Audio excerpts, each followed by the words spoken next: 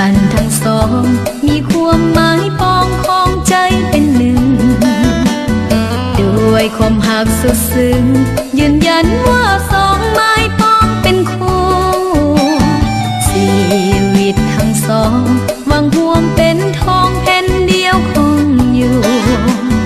สัวชีวีอดสู้จะอยู่